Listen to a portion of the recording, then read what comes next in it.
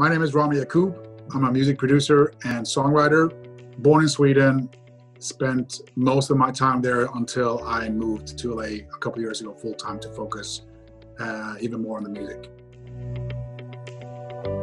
There's a great music scene in Sweden, no doubt about it. You kind of feel the pulse more in LA, if that makes sense. You also stumble upon things. You meet people you weren't supposed to meet. Somebody rolls into the session, and then you meet that guitar player that plays on and works with 24 Golden, and you start talking, and then you book a session the next day. It's like a domino effect in LA.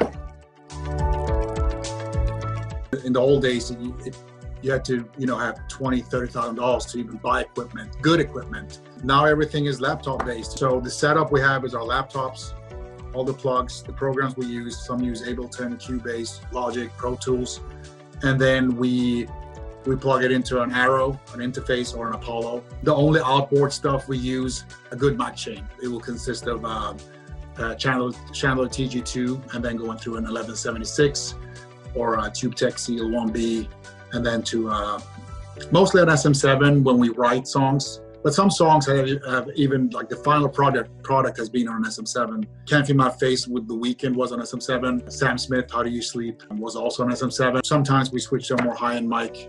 So that's the only outboard stuff we're using, besides, a keyboard and guitars and basses. Everything runs to the laptop. I'll probably pick up the guitar and find the chord structure for it, what sound of the guitar, how I should layer the chords.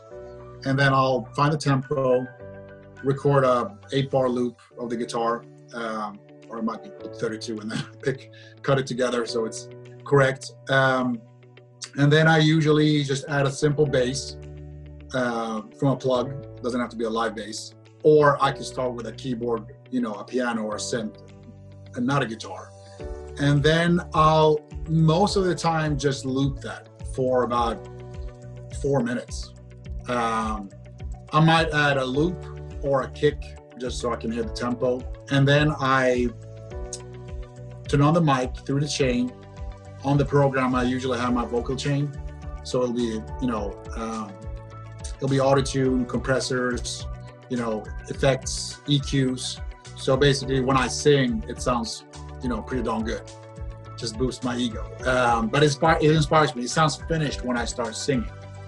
I merely focus on the song. That's why I keep it to like bass and keyboard or guitar. I do my runs, record them, and then I listen through them. And I mark out and color what I feel is good. Like this feels like a verse, pre-chorus, chorus. And then I'll just listen to it again. And I'll start killing the least good verse, and then the second least verse. And then after a while, I have a verse and a pre and a chorus, and I'll cut it together so it makes sense. And then I'll listen to that, and I'll start fine-tuning those melodies till they're perfect. And that's basically how I create a song.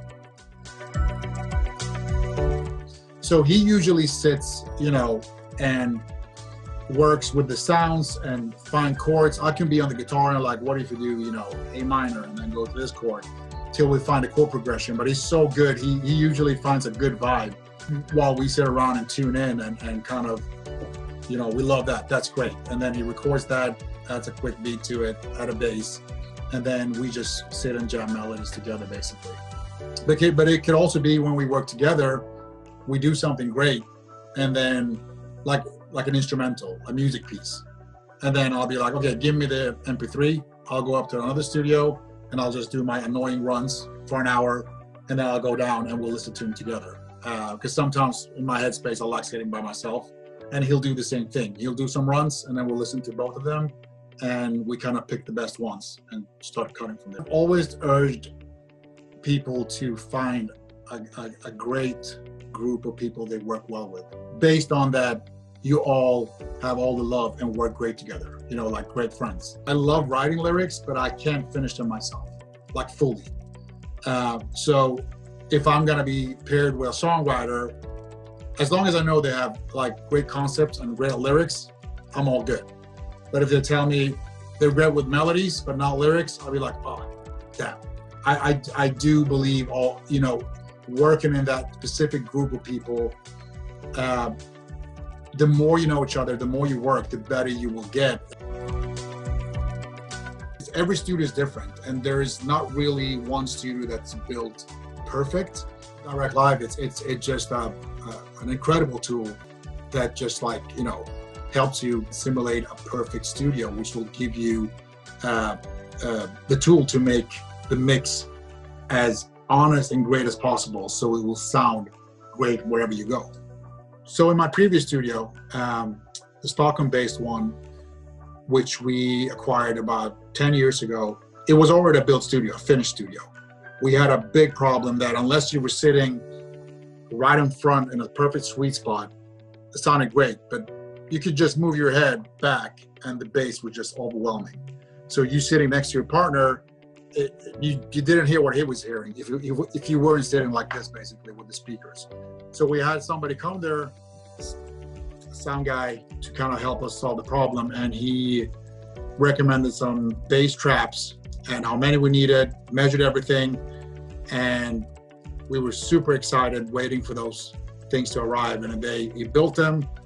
2 months, he calls and asks if we can come out and help him unload. And I'm like, unload what? Like, I didn't get it. And we come out, it's like a huge truck with 7 or 8, I mean, the size of a refrigerator. And our studio was not big. I mean, I was like mind blown. We carried in 1 and 2 and 3, and those took up half the studio. I'm like, dude, we can't have this. We can't even sit in the studio. It doesn't make any sense. But what Dirac Live did was eliminating that problem without having to sit on a refrigerator. So basically, wherever we're sitting in that area, we all heard the same thing. So it balanced out the basses. So we kind of got a more honest picture of what it sounded like in not just where the sweet spot is, because you rarely sit like this and you're by yourself. Like you sit next to him, or you lean back and you're like, oh my God, why is that? You had to sit like this. So it didn't make any sense. So that was a great tool for the old studio that I had.